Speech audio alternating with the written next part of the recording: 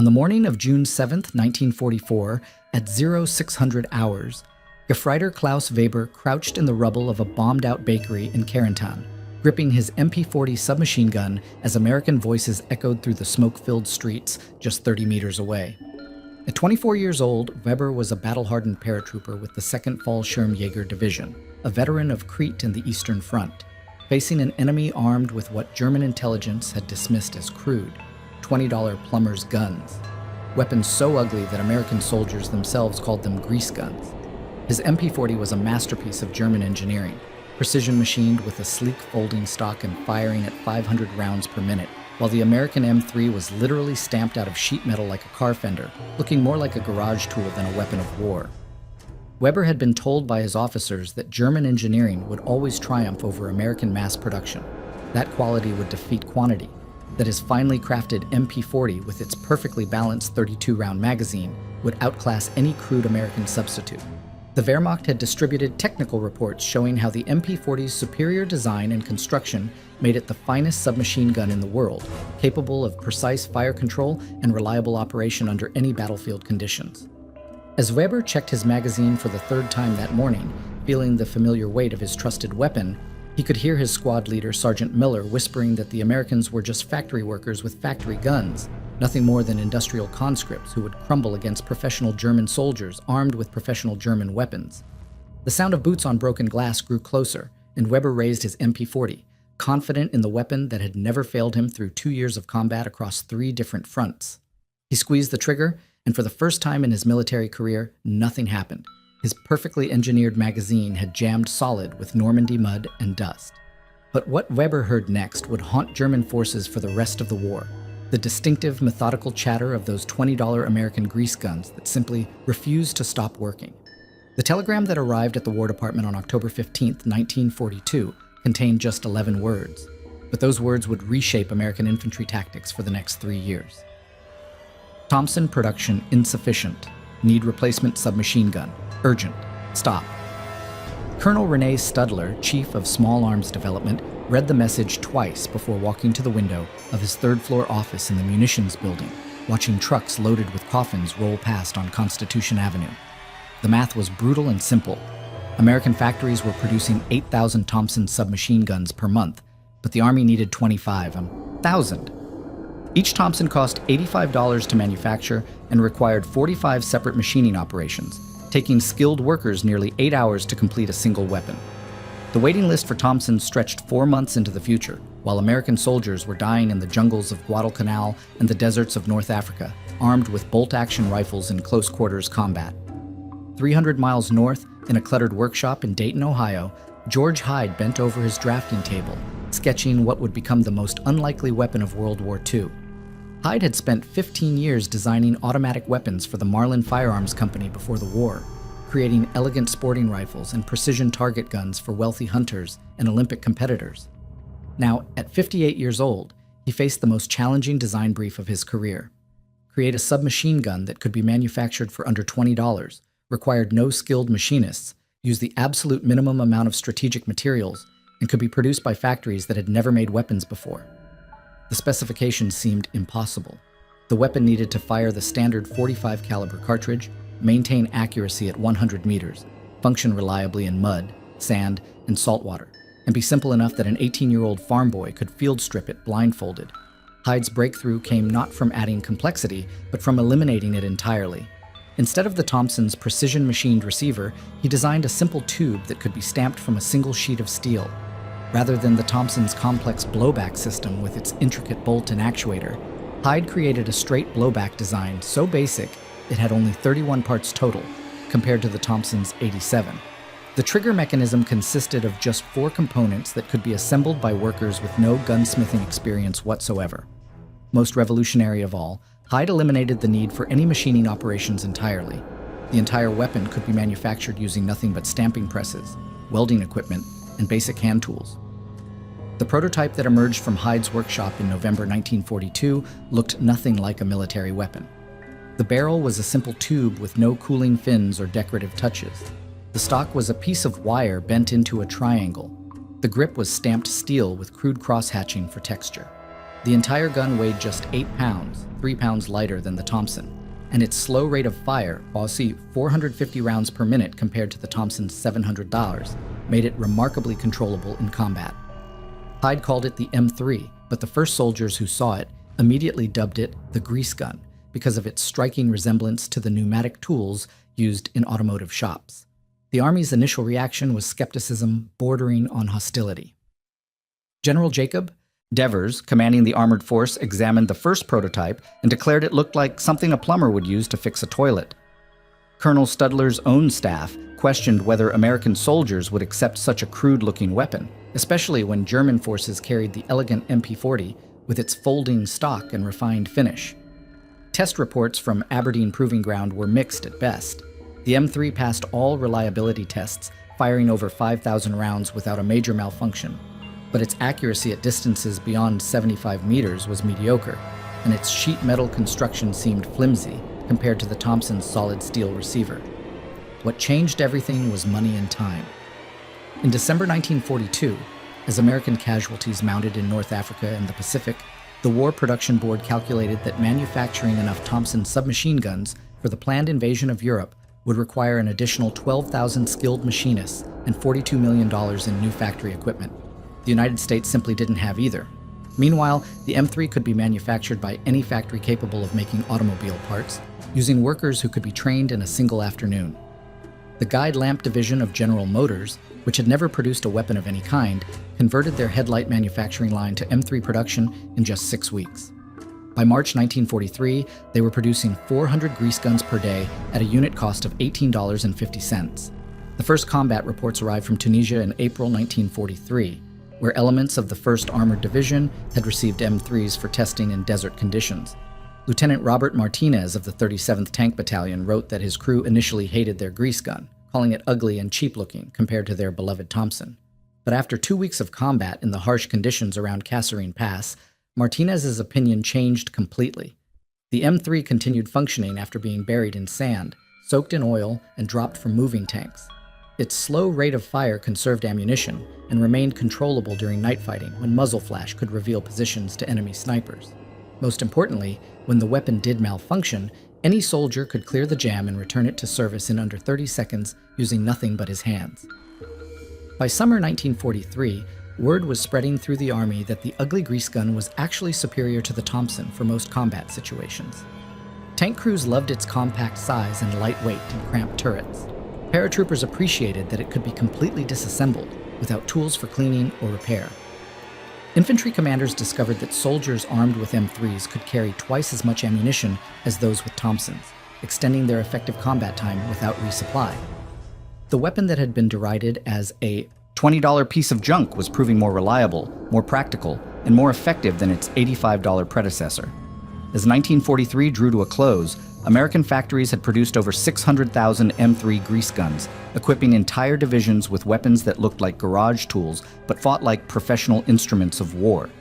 Across the Atlantic, German soldiers still carried their beautifully crafted MP40s, unaware that they were about to face an enemy whose greatest weapon wasn't superior engineering, but superior thinking. Lieutenant Jack Miller crouched behind the shattered remains of a stone fountain in the town square of Cisterna, Italy, at 0430 hours on January 23, 1944, listening to the distinctive whine of German machine gun fire echoing off the medieval buildings around him. At 22 years old, Miller commanded Sherman Tank Fury of the 3rd Armored Division's Combat Command B, but his tank sat disabled 3 blocks away with a broken track, leaving him and his crew fighting as infantry through the narrow streets where German paratroopers had been dug in for 6 weeks. The weapon in Miller's hands felt alien and crude compared to the Thompson submachine gun he'd trained with at Fort Knox, an M3 grease gun that looked like it belonged in a mechanic's garage rather than a battlefield. His crew had nicknamed it the Plumber's Helper when they first saw it, joking that Miller could fix their tank's engine with it when the fighting was over. The urban warfare in Cisterna bore no resemblance to the tank battles Miller had studied in training manuals. German Fallschirmjäger had converted every stone building into a fortress, using interlocking fields of fire to create killing zones in the narrow streets that connected the ancient town's central piazzas. American Sherman tanks couldn't navigate the medieval alleyways, forcing crews like Miller's to abandon their vehicles and fight house to house with weapons they'd barely practiced with. The M3's sheet metal construction and angular design made it feel flimsy in Miller's hands, especially compared to the solid weight of the Thompson's machined steel receiver. When Sergeant Henry Jenkins, his gunner, first handed him the grease gun 2 weeks earlier, Miller had asked if it was some kind of joke. The reality of close-quarters combat changed Miller's perspective within hours. As his squad moved through a bombed-out apartment building on Via Roma, clearing rooms methodically while German voices shouted commands from somewhere in the darkness above, Miller discovered that the M3's lightweight and compact size made it perfect for navigating tight spaces. The weapon's slow rate of fire, 450 rounds per minute compared to the Thompson's 700 das, meant that Miller could fire controlled bursts without wasting ammunition, crucial when resupply required dangerous sprints across open courtyards, under sniper fire. Most importantly, the grease gun's simple design meant that when dirt, plaster dust, and debris inevitably clogged the action, Miller could clear jams and continue firing without missing more than a few seconds of combat. 3 blocks away, in the bell tower of Santa Maria della Pietà, Gefreiter Klaus Weber adjusted his MP40's folding stock and peered through the Gothic windows at the American positions below. Weber had fought in Crete, Stalingrad, and Kursk before his unit was transferred to Italy, and his MP40 had never failed him in 2.5 years of combat across 3 fronts. The weapon's precision engineering represented the best of German military manufacturing, a perfectly balanced submachine gun with a cyclic rate of 500 rounds per minute, fed by a 32-round magazine that German ordnance experts had designed to provide optimal ammunition capacity while maintaining reliability. Weber's MP40 bore the Schmeisser markings of quality German craftsmanship, and he had personally supervised its maintenance according to Wehrmacht technical manuals that specified cleaning procedures down to individual parts. The fighting in Cisterna's confined spaces initially favored Weber's experience and training. His MP40's superior range and accuracy allowed him to engage American soldiers at distances up to 150 meters, well beyond the effective range of most Allied weapons. The German defensive positions, built into stone buildings that had stood for centuries, provided excellent cover and concealment for Weber's squad as they moved between prepared firing positions. Weber's confidence in his weapon remained absolute. The MP40 had earned its reputation as the finest submachine gun in the world through extensive combat testing on the Russian front, where temperatures dropped to -40 degrees and weapons that failed meant death. But Cisterna's rubble-filled streets created conditions that German weapons designers had never anticipated. Unlike the open steppes of Russia or the sandy beaches of Crete, the Italian town's bombed buildings generated clouds of powdered masonry that hung in the air like fog, coating everything with a fine abrasive dust that worked its way into every mechanism. Weber first noticed problems on January 21st when his MP40's magazine failed to seat properly after he'd spent 6 hours moving through collapsed buildings. The weapon's double-column, single-feed magazine design, engineered for precision and reliability under normal conditions, proved vulnerable to the microscopic particles that infiltrated every crevice. Miller's breakthrough came during a firefight in the ruins of the town's market hall, where German paratroopers had established a strong point among the broken vendor stalls. As his squad advanced through the debris, taking cover behind overturned carts and shattered columns, Miller's M3 absorbed punishment that would have disabled more complex weapons. Plaster chunks struck the receiver, mortar fragments scraped the barrel, and dust clouds thick enough to choke on settled into every part of the mechanism. Yet when Miller squeezed the trigger, the grease gun continued firing with the same steady rhythm it had maintained since the fighting began. The weapon's crude, stamped steel construction, initially a source of embarrassment, proved to be its greatest strength in conditions where precision mechanisms failed. The psychological impact on German defenders was immediate and devastating. Weber, accustomed to the superiority of German engineering and manufacturing, found himself struggling with equipment failures that had never occurred in previous campaigns. His MP40, maintained according to strict Wehrmacht standards and cleaned religiously after every engagement, began experiencing feeding problems that grew worse as the battle continued. The weapon's magazine, designed with tolerances measured in fractions of millimeters, could not accommodate the gritty conditions of urban warfare. Each malfunction required precious seconds to clear, time that American soldiers used to advance closer to German positions. By January 25th, Miller's crew had fought their way to within 2 blocks of Weber's position, moving through buildings that looked like they'd been shaken by earthquakes. The M3 grease gun had performed flawlessly through 72 hours of continuous combat, firing over 800 rounds without a single malfunction that couldn't be cleared by simply pulling the bolt handle. Miller's initial skepticism had transformed into genuine appreciation for a weapon that worked when working mattered most. The ugly gun that looked like a plumber's tool had proven more reliable than the precision-engineered Thompson it replaced, functioning in conditions that would have defeated more sophisticated designs. Weber's final encounter with American forces came as Miller's squad stormed the church bell tower at dawn on January 26th. As the young German paratrooper raised his MP40 to fire at the approaching Americans, the weapon's magazine jammed completely, rendered useless by accumulated dust and debris that had defeated German precision engineering. The last sound Weber heard was the methodical chatter of M3 grease guns that refused to stop working, no matter how ugly they looked. The gray dawn of June 6, 1944, broke over Omaha Beach with the thunder of naval gunfire and the screams of wounded men as Sergeant William Thompson of the 29th Infantry Division struggled through knee-deep saltwater toward the seawall, his M3 grease gun held above his head to keep the action dry. At 26 years old, Thompson was a veteran of amphibious training exercises from Virginia to Scotland, but nothing had prepared him for the chaos of the actual landing, where German machine guns swept the beach in overlapping fields of fire that turned the surf red with American blood. His landing craft had struck a sandbar 50 yards from shore, forcing his squad to wade through churning water while mortar shells exploded around them like deadly geysers. Thompson's first thought, as bullets whined past his helmet, was whether his ugly stamped steel weapon would function after being soaked in brine. The Wehrmacht's defensive positions along the Norman coast represented 3 years of meticulous engineering, with concrete bunkers, steel obstacles, and interlocking firing positions designed to destroy any invasion force before it could establish a foothold on French soil. German soldiers manning these fortifications carried MP40 submachine guns that had been stored in climate-controlled armories, maintained according to strict technical specifications, and protected from the salt air that corroded metal mechanisms along the coast. Obergefreiter Hans Richter, positioned in Widerstandsnest 72, overlooking the eastern sector of Omaha Beach, had confidence in his weapon's precision engineering as he watched American landing craft approach through the pre-dawn darkness. His MP40 bore proof marks indicating it had passed rigorous factory inspections, and its 32-round magazine had been loaded with ammunition manufactured to exacting German standards. Thompson's squad reached the seawall at 0645 hours, taking cover behind a concrete barrier scarred by years of Atlantic storms, while German defenders poured fire down from positions that seemed impregnable. The M3 in Thompson's hands was caked with wet sand, its crude stamped steel receiver looking more battered than ever after the brutal wade through surf that had claimed 3 men from his squad. Thompson's training at Camp Kilmer had emphasized the weapon's simplicity, but theory seemed inadequate when facing the reality of combat on a beach, where American equipment was failing under conditions no peacetime exercise had duplicated.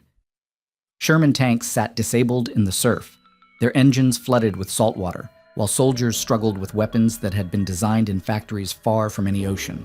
The first test came when Thompson spotted movement in a German firing position 30 meters up the bluff. Without hesitation, he aimed his salt-encrusted M3 and squeezed the trigger, expecting the weapon to fail after its submersion in the English Channel. Instead, the grease gun fired with the same steady rhythm it had maintained during training, its simple blowback mechanism unaffected by the sand and salt water that had disabled more complex weapons. The burst caught 2 German soldiers as they attempted to change positions, demonstrating that American industrial pragmatism could triumph over European precision engineering, even in conditions that should have favored the defenders. Richter's experience that morning illustrated the vulnerability of sophisticated mechanisms when confronted with environmental extremes. His MP40, maintained to Wehrmacht standards and protected from the elements until the moment of combat, began experiencing feeding problems as soon as Atlantic moisture combined with the fine sand blown inland by the constant channel winds. The weapon's double-column magazine, engineered to provide maximum ammunition capacity within weight restrictions, proved susceptible to contamination that German designers had never encountered in the controlled environments of their testing facilities. Each malfunction required Richter to perform clearance drills that exposed him to American fire, forcing him to choose between maintaining his weapon and maintaining his position. Thompson's advance up the bluff revealed the true genius of the M3's design philosophy. As his squad fought through hedgerows and bombed-out farmhouses, the grease gun absorbed punishment that would have destroyed weapons built to finer tolerances. Mud from Norman fields mixed with debris from shattered buildings, creating an abrasive paste that coated every surface of Thompson's weapon. Yet the M3 continued functioning because its crude construction actually worked in its favor. The loose tolerances that made it look cheap also made it impervious to contamination that jammed more precisely engineered mechanisms. Thompson began to understand that American weapons designers had created something revolutionary, a combat tool that improved under harsh conditions rather than deteriorating. The psychological impact on German defenders became evident as the day progressed, and American forces established footholds along the coast. Richter's unit reported increasing equipment failures that had never occurred during training exercises or previous combat operations. The MP40s that had functioned flawlessly in Poland, France, and Russia began failing in the unique environmental conditions of the Norman coast, where salt spray, sand, and the debris of battle created a perfect storm of mechanical challenges. German after-action reports from June 6th documented malfunction rates exceeding 30% among submachine guns, forcing soldiers to rely increasingly on bolt-action rifles that were inadequate for close-quarters combat. Thompson's squad reached their D-Day objectives 12 hours behind schedule, having fought through 6 kilometers of defended terrain that German engineers had spent years fortifying. The M3 grease gun had fired over 400 rounds during the advance, clearing bunkers, engaging snipers, and supporting advances through obstacle-filled approaches that channeled attacking forces into prepared killing zones. Throughout the fighting, Thompson's weapon had required no maintenance beyond occasionally clearing debris from the ejection port, a task that could be performed without tools while under fire. The crude stamped steel construction that had initially embarrassed American soldiers proved superior to German precision manufacturing when subjected to the ultimate test of sustained combat. Richter's final encounter with American forces came as Thompson's squad assaulted the communications bunker, where German defenders were coordinating artillery fire against the beachhead. As the young German soldier attempted to engage the approaching Americans, his MP40's magazine failed completely, jammed with a mixture of sand, salt, and concrete dust that had accumulated during 12 hours of continuous fighting. The weapon that represented the pinnacle of German small arms. Engineering had been defeated by environmental conditions its designers had never imagined. Richter's last clear memory before being captured was the sound of American M3s chattering with mechanical reliability that seemed almost supernatural. By nightfall on June 6th, American forces had established a precarious foothold on the Norman coast, supported by weapons that looked like industrial tools but fought like precision instruments. The M3 grease gun had proven its worth in conditions that exposed the fundamental flaw in German military thinking, the belief that superior engineering could overcome superior adaptation. As wounded German prisoners were evacuated from the battlefield, many carried with them a new respect for American industrial capabilities that valued function over form, effectiveness over elegance. The $20 weapon that looked like a garage tool had outperformed the finest products of German military manufacturing, proving that in warfare, simplicity often triumphed over sophistication. The ancient cathedral bells of Aachen had not rung since September 19, 1944, when American artillery first began pounding Charlemagne's imperial city, but at 05:15 hours on October 13th, Gefreiter Klaus Weber could hear a different kind of ringing as he pressed his back against the rubble-filled doorway of a Gothic townhouse, the high-pitched whine of tinnitus from too many mortar explosions drowning out the approaching footsteps of American soldiers. Weber's MP40 felt heavier than usual in his hands, not from its 8.5-pound weight, but from the psychological burden of knowing that his weapon had failed him 3 times in the past 2 days, failures that had cost the lives of 2 men in his squad and shattered his faith in German engineering. At 24 years old, Weber had carried the same MP40 from Crete to Stalingrad to Normandy, treating it with the reverence reserved for precision instruments. But the weapon that had once symbolized German technical superiority now seemed as fragile as the crumbling medieval stones around him. The Battle of Aachen had transformed the Holy Roman Empire's first capital into a moonscape of shattered masonry and twisted steel, where American and German forces fought house by house through ruins that had witnessed 1,000 years of European history. Lieutenant Jack Miller's tank crew, fighting as infantry since their Sherman had been knocked out by a Panzerfaust near the Ellisonbrunnen, moved through the debris with M3 grease guns that looked absurdly crude against the backdrop of Gothic architecture. Miller had grown to love his stamped steel weapon during the 4 months since D-Day, watching it function flawlessly through the hedgerow fighting in Normandy, the breakout at Saint-Lô, and the pursuit across France that had brought American forces to Germany's doorstep. The M3's ungainly appearance no longer embarrassed him. If anything, Miller had begun to see beauty in its functional simplicity, the way its rough edges and utilitarian design reflected the American approach to warfare itself. The urban combat in Aachen created conditions that favored neither side's original tactical doctrine. forcing both armies to adapt to a nightmare landscape where every room might contain an enemy position and every staircase could become a killing ground. German defenders, trained to fight from prepared positions with interlocking fields of fire, found themselves isolated in pockets of resistance as American forces systematically reduced their strong points with combinations of artillery, explosives, and small unit tactics. The Wehrmacht's emphasis on precision and coordination, which had served so well in the mobile campaigns of 1939 through 1942, proved inadequate for the chaos of urban warfare, where individual initiative and weapon reliability mattered more than tactical elegance. Weber's crisis of confidence began on October 10th, when his MP40 jammed during a firefight in the ruins of Aachen Cathedral. American soldiers had fought their way into the nave, using the massive stone pillars for cover as they advanced toward the German positions in the choir. Weber's first burst caught an American sergeant in the shoulder, spinning him behind a column, but when Weber attempted to continue firing, his magazine failed to feed properly. The malfunction, caused by concrete dust that had infiltrated the weapon's mechanism during 3 weeks of fighting in demolished buildings, required 47 seconds to clear, time that allowed the wounded American to throw a grenade that killed Weber's squad leader and wounded 2 other men. The precision engineering that German ordnance experts had praised as the MP40's greatest strength had become a liability in an environment where crude reliability trumped refined performance. Miller's squad reached the cathedral's south transept 2 hours later, stepping carefully through rubble that crunched underfoot like broken glass. His M3 had fired continuously during the approach, clearing German positions in the surrounding buildings with bursts that never seemed to falter, despite the clouds of pulverized masonry that filled the air. The grease gun's loose tolerances, which had initially struck Miller as evidence of sloppy manufacturing, proved perfectly suited to combat in ruins where every surface generated abrasive particles that could jam precision mechanisms. Miller's weapon had absorbed impacts that would have disabled more delicately constructed guns, functioning with mechanical persistence that seemed almost supernatural in its reliability. The German defense of Aachen began collapsing on October 15th, as equipment failures cascaded through units that had depended on technical superiority to compensate for numerical inferiority. Weber's company reported MP40 malfunction rates exceeding 40%, forcing soldiers to abandon their primary weapons and fight with bolt-action rifles poorly suited to close-quarters combat. The psychological impact proved even more devastating than the tactical consequences, as German soldiers who had grown up believing in the superiority of their country's engineering began questioning fundamental assumptions about their military effectiveness. Weber himself experienced this crisis of faith most acutely, watching his carefully maintained MP40 fail repeatedly while American soldiers advanced with weapons that looked like they had been assembled in garage workshops.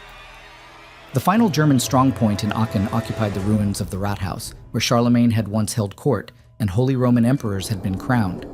Weber's squad had fortified the building's basement, creating firing positions among the medieval foundations that had survived centuries of warfare. But when Miller's platoon stormed the building on October 19th, Weber's MP40 suffered its most catastrophic failure yet. The magazine spring broke entirely, rendering the weapon useless at the moment when German resistance was most desperate. Weber found himself facing American soldiers armed with M3 grease guns that continued firing with metronomic reliability, their crude stamped steel construction proving more durable than German precision manufacturing when subjected to the ultimate test of sustained combat. Miller's advance through the Rathaus basement became a methodical clearing operation, with his M3 providing suppressive fire that allowed his squad to advance room by room through the underground maze. The weapon's slow rate of fire proved ideal for the confined spaces, allowing Miller to control his bursts and conserve ammunition while maintaining constant pressure on German defenders. Most importantly, the grease gun's simple design meant that even when debris temporarily jammed the action, Miller could clear the malfunction and resume firing within seconds, maintaining the tactical momentum that urban combat required. Weber's capture came not from superior American tactics or overwhelming firepower, but from the simple failure of German technology when it mattered most. As Miller's squad surrounded the final German position in the Rathaus cellar, Weber attempted one last desperate stand with his broken MP40, pulling the trigger again and again on a weapon that could no longer function. The young German paratrooper who had once taken pride in his precision-engineered submachine gun was reduced to throwing his empty magazines at advancing Americans whose ugly grease guns chattered with mechanical persistence that had broken German resistance throughout the ruined city. By October 21st, when the last German defenders surrendered in Aachen, American forces had demonstrated that superior engineering meant nothing without superior reliability. The M3 grease gun, derided by its own users as crude and ugly, had outperformed the finest products of German military manufacturing in conditions that exposed the fundamental flaw in precision design. When tolerances were too tight, mechanisms failed when failure meant death. The morning of May 8, 1945, found Lieutenant Jack Miller sitting on the steps of a bombed-out brewery in Pilsen, Czechoslovakia, cleaning his M3 grease gun for what he hoped would be the last time in combat, watching columns of German prisoners shuffle past under the guard of soldiers who looked as exhausted as their captives. At 23 years old, Miller had carried the same stamped steel weapon through 11 months of continuous fighting from Normandy to the heart of the Reich, and the crude gun that had once embarrassed him now felt like an extension of his own body. The M3's battered receiver bore the scars of a dozen battles, dents from shrapnel, scratches from rubble, and the accumulated patina of a weapon that had never failed when failure meant death. Miller's crew had nicknamed it Old Reliable sometime during the fighting in the Hurtgen forest, when German prisoners had begun surrendering rather than face American soldiers, whose ugly weapons simply refused to stop working. 3,000 miles away, in a War Department conference room overlooking the Potomac River, Colonel Rene Studler examined the final production statistics that would define the M3's legacy in military history. American factories had manufactured over 600,000 grease guns during the war, at a total cost of $11 million, less than the price of a single heavy cruiser. The weapon that had been derided as crude and ugly had equipped entire divisions, armed tank crews from Normandy to Berlin, and proven its worth in every theater of operations where American forces had fought. Most remarkably, battlefield reports indicated that M3 reliability rates exceeded 97% even under the harshest combat conditions, a figure that military historians would later recognize as unprecedented for any mass-produced automatic weapon. The contrast with German experience had become stark by the war's final months, as Wehrmacht units reported MP40 failure rates approaching 50% in urban combat zones, where rubble and debris created conditions that precision mechanisms could not withstand. Gefreiter Klaus Weber, now a prisoner of war in an Allied camp near Regensburg, spent his days reflecting on the weapon failures that had contributed to Germany's defeat. Weber's MP40, once a symbol of German technical superiority, had been abandoned in the ruins of Aachen after its magazine spring broke for the final time. The young paratrooper who had carried that weapon from Crete to Normandy to the Rhine had learned a bitter lesson about the difference between engineering elegance and battlefield effectiveness. In conversations with other prisoners, Weber found himself describing American weapons with a respect that bordered on admiration. Crude guns that had won the war through sheer persistence rather than sophisticated design. Miller's final combat action came on May 5, 1945, when his platoon encountered a group of Waffen-SS soldiers attempting to escape encirclement near the Bohemian border. The Germans, armed with MP40s that looked pristine despite months of fighting, initially seemed to have every advantage: better positions, superior training, and weapons that represented the pinnacle of European military manufacturing. But when the firefight began, the familiar pattern repeated itself once more. German weapons began failing as combat conditions deteriorated, while American M3s continued functioning with mechanical reliability that had become legendary throughout the European theater.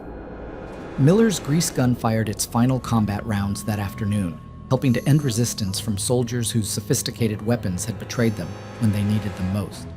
The broader implications of the M3's success became clear as military analysts examined weapons performance data from across all theaters of operation. In the Pacific, where tropical conditions created unique challenges for mechanical systems, American forces reported that grease guns functioned reliably in environments that disabled more complex weapons. Marine units in the Philippines noted that M3s continued firing after being submerged in rice paddies, coated with volcanic ash from artillery bombardments, and subjected to humidity levels that caused precision mechanisms to seize. The weapon's crude stamped steel construction, initially seen as a sign of inferior manufacturing, proved ideally suited to combat conditions that European designers had never imagined. German military intelligence reports captured during the final weeks of the war revealed the Wehrmacht's growing concern about American small arms effectiveness. Technical assessments written by German ordnance experts acknowledged that the M3's design philosophy represented a fundamental challenge to traditional European approaches to weapons manufacturing. Where German engineers had pursued precision and refinement, American designers had prioritized simplicity and reliability. The results spoke for themselves. German factories produced beautiful weapons that failed in combat, while American factories produced ugly weapons that won battles. The psychological impact extended beyond individual soldiers to entire military organizations. Wehrmacht units in the war's final months reported declining morale that correlated directly with equipment failure rates. German soldiers who had grown up believing in the superiority of their country's technology found themselves fighting with weapons that betrayed them repeatedly, while facing enemies whose crude guns never seemed to malfunction. This crisis of confidence in German technical capabilities contributed to the broader collapse of military effectiveness that characterized the Reich's final desperate months. Miller's return to civilian life in June 1945 brought with it a profound appreciation for the weapon that had kept him alive through 11 months of combat. The M3 grease gun that had once seemed like an embarrassment now represented everything Miller had learned to value about American industrial philosophy: practical solutions over elegant theories, function over form, reliability over refinement. Miller kept his weapon as a war souvenir, displaying it in his Illinois home alongside photographs from battles where that crude stamped steel gun had made the difference between victory and defeat. The final chapter of the M3's wartime service played out in military depots across occupied Germany, where American ordnance units cataloged captured German weapons alongside statistics that told the story of two different approaches to military technology. MP40s filled warehouse shelves, beautiful weapons with sophisticated engineering that had failed when their soldiers needed them most. Meanwhile, battered M3 grease guns were being cleaned and prepared for shipment home, ugly weapons that had proven more reliable than their designers had ever dared hope. Weber's post-war reflections, recorded decades later by military historians, captured the broader lesson that the M3's success had taught both armies. German pursuit of perfection had created weapons that were too sophisticated for the chaos of actual combat, while American acceptance of crude functionality had produced weapons that thrived in conditions where perfection was impossible. The $20 gun that looked like a garage tool had outperformed precision instruments worth 4 times as much, proving that in warfare, the best weapon was often the one that simply worked when working mattered most. The ugly American grease gun had won not through superior engineering, but through superior understanding of what combat actually demanded from the tools of war.